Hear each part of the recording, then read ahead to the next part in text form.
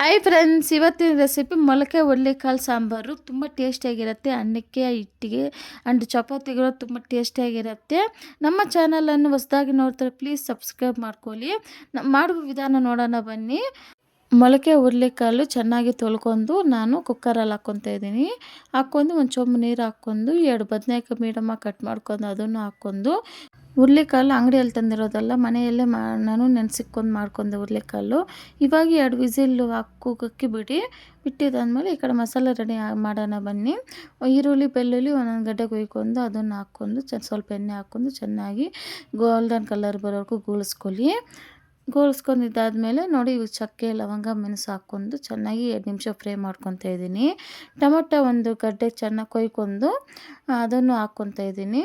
ಹಾಕ್ಕೊಂಡು ಅದು ಒಂದು 2 ನಿಮಿಷ ಹಂಗೆ ಎಣ್ಣೆಯಲ್ಲಿ ಗೋಳಿಸ್ಕೊಳ್ಳಿ. ಎಣ್ಣೆ ಸಾಲದು ಅಂತ ಸ್ವಲ್ಪ ಎಣ್ಣೆ ಹಾಕ್ಕೊಂಡು ನಾನು ಮತ್ತೆ ಗೋಳಿಸ್ಕೊತಾ ಇದ್ದೀನಿ. 2 ನಿಮಿಷ ಚೆನ್ನಾಗಿ ಗೋಳಿಸ್ಕೊಳ್ಳಿ. ಇವಾಗ ಕೊಬ್ಬರಿ ತುರ್ಮ್ಕೊಂಡಿರೋದು ಹಾಕ್ಕೊಂಡು ಚೆನ್ನಾಗಿ ಒಂದು 2 ನಿಮಿಷ ಫ್ರೈ ಮಾಡ್ಕೊತಾ ಇದ್ದೀನಿ. ಎಲ್ಲ ಇಂಗ್ರೀಡಿಯೆಂಟ್ಸ್ ಎಲ್ಲ ಚೆನ್ನಾಗಿ ಫ್ರೈ ಮಾಡ್ಕೊಂಡು ಒಂದು ತಣ್ಣಗಾಕ್ಬಿಡಿ.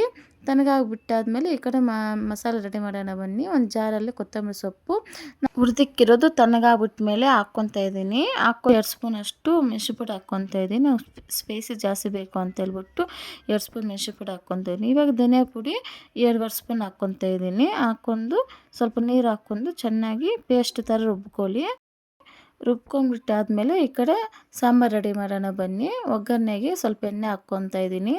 ಹಾಕ್ಕೊಂಡು ಸ್ವಲ್ಪ ಸಾಸಿವೆ ಹಾಕ್ಕೊಂಡು ಚಟ್ಪಟ ಅಂದಮೇಲೆ 2 ಗಡ್ಡೆ ಈರುಳ್ಳಿ ಕೊಯ್ಕೊಂಡಿದ್ದು ಹಾಕ್ಕೊಂಡು ಕರಿಬೇವು ಸೊಪ್ಪು ಸ್ವಲ್ಪ ಹಾಕ್ಕೊಂಡು ಚೆನ್ನಾಗಿ ಗೋಲ್ಡನ್ ಕಲರ್ ಬರೋವರೆಗೂ ಗೋಳಿಸ್ಕೊಬೇಕು. ಚೆನ್ನಾಗಿ ಗೋಳಿಸ್ಕೊಳ್ಳಿ. ಗೋಲ್ಡನ್ ಕಲರ್ ಬರೋವರೆಗೂ ನೋಡಿ, ಚೆನ್ನಾಗಿ ಗೋಲ್ಡನ್ ಕಲರ್ ಬಂದಿದೆ. ಇವಾಗ ಮಸಾಲೆ ರೆಡಿ ಮಾಡ್ಕೊಂಡಿರೋ ಅದನ್ನು ಹಾಕ್ಕೊಂಡು ಅದೇ ಜಾರಲ್ಲಿ ಸ್ವಲ್ಪ ನೀರು ಹಾಕ್ಕೊಂಡು ಕ್ಲೀನಾಗಿ ಮಿಕ್ಸ್ ಮಾಡ್ಕೊತಾ ಇದ್ದೀನಿ. ಜಾಸ್ತಿ ನೀರು ಹಾಕೋಕೆ ಹೋಗ್ಬೇಡಿ. ಹಂಗೆ 2 ನಿಮಿಷ ಹಂಗೆ ಬಿಡಿ. ನೋಡಿ, ಚೆನ್ನಾಗಿ ಕುದೀತೈತೆ.